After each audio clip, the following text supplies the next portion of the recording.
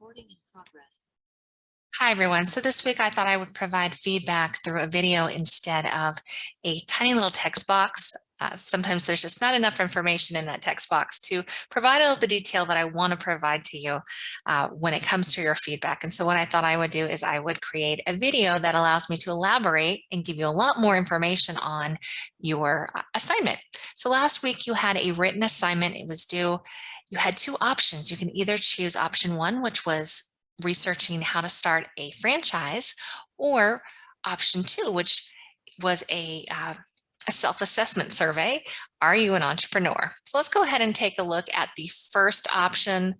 If you wanted to perhaps open up a franchise, what you would do is you would actually research how to do so. So there were 6 questions that you were to answer. And really what I was looking for, 6 different paragraphs or something close to that. First, I wanted you to name the franchise that you selected and a brief summary of the business opportunity. So Dunkin' Donuts, and then provide a brief summary on Dunkin' Donuts, for instance.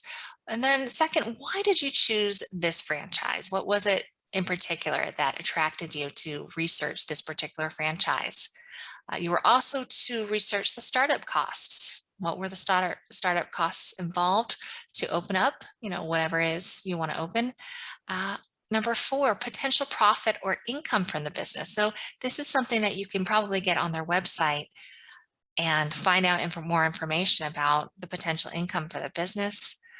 The internet is your best friend for this assignment. There's no ending to the information that's out there regarding starting a franchise. Also, support that the franchisor will provide the owner. So a lot of big franchises like McDonald's, Wendy's, those types of bigger chain restaurants provide a lot of support, not just in training, but in building the business as well, business development. And then last, any other general comments or observations. So really what I was looking for here are these 6 questions. This should have been probably about 2 pages in length. Each question should have yielded at least about 100 words, if not more, and then references and citations, because certainly you had to do all of this research to find the information. You were to then cite it as well. One way to remember if you have to cite something is if you are typing up in your paper, you're typing away, and then you have to stop and go to the internet or stop and go to your textbook to look something up. Guess what? That yields a citation because that thought is coming from elsewhere. All right, let's go ahead and look at option number 2. If you chose option number 2, are you an entrepreneur? And then you were to answer 4 questions. So you fill out the survey and then you answer these 4 questions. And again, hopefully you yielded about 100 words per question. And that's really all that I'm looking for is self-reflection in this entrepreneurial self-assessment survey. There, again, are no right or wrong answers here, but just a well-supported one. And so you're to provide your results with detailed descriptions of what you scored. Were you surprised by the results? And then tell me why. Why were you surprised or not surprised? Number 3, of the entrepreneurial characteristics that are measured, what do you believe is the most important and why? So again, you need to go ahead and explain your answers in detail. And then last, what do you believe the outcome would be if someone took this assessment and scored very low, but yet they try to open up their own business anyway? I will tell you that most people aren't exactly honest when they take these assessments. We always think of ourselves a little bit more risk-taking than we really are, more risk-adverse than we really would if it was in real life.